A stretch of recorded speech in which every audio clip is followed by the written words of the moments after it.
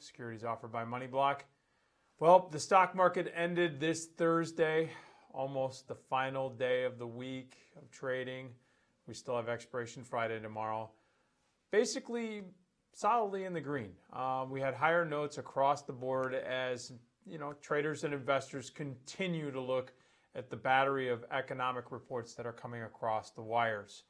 The S&P 500 finished up about 0.5%.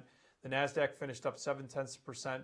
And we also had the Dow Jones up about 0.2%. Now, the trading volume today was a little bit lower than average on the New York Stock Exchange. We had 895 million as the average.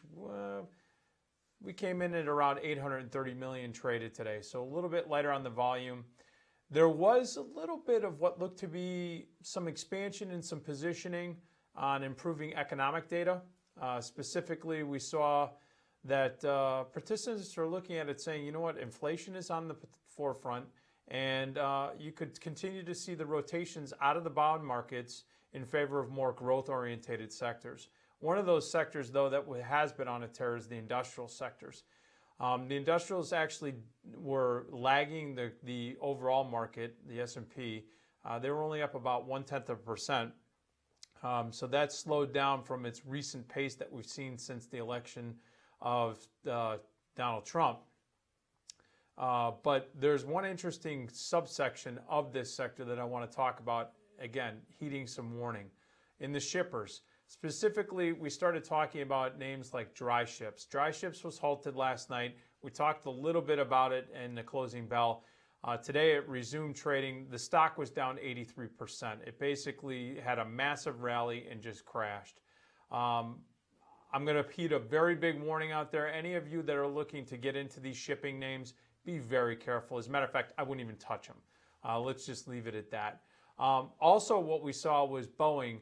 Boeing was actually down about 0.8%.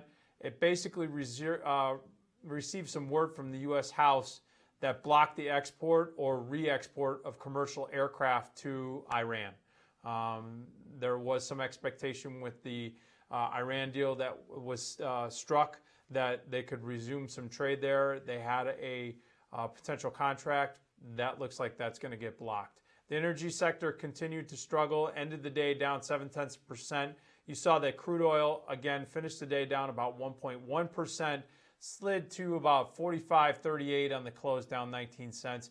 And we continue to see that the treasury markets are struggling. Yields up, prices down. The 2-year finished the day right around 1.03%, while the 10-year finished the day at around 2.29%. You see that the curve, the steepening between the 2-year and the 10-year continues to advance.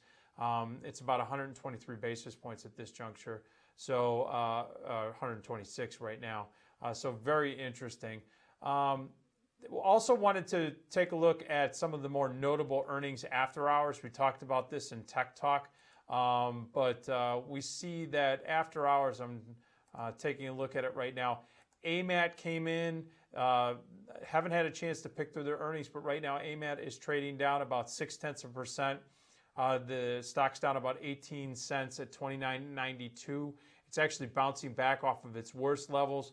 The options were pricing in the potential of the stock moving roughly around 6.3% into the earnings. So obviously we're going to see a volatility crush going in here. It's held above its 200-day and its 50-day moving averages as we put out there on the Tech Talk at 3:30 Eastern Time, so you can check that out. Salesforce came out. Right now, Salesforce is up 5.2%. We were forecasting the potential for the stock to move around 6.2%. And it is not disappointing. It's up right now at $79. So again, up pretty significantly post after hours.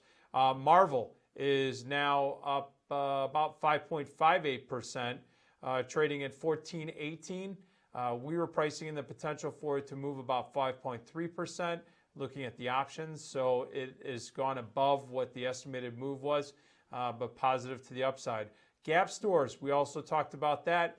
Gap Stores, we were pricing the potential for the stock to be up about 5%. Right now, Gap Stores is up almost 1%, 0.9%, at $30.71.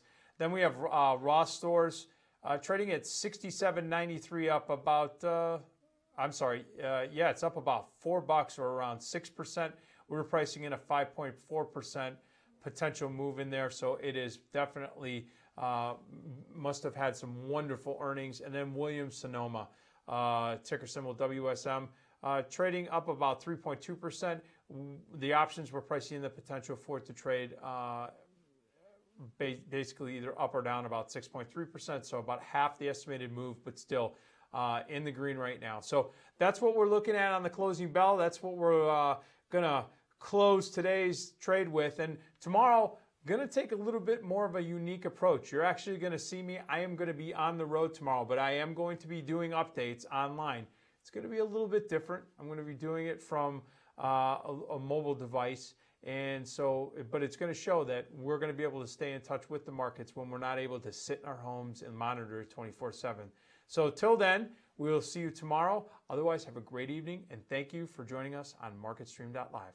Have a great night.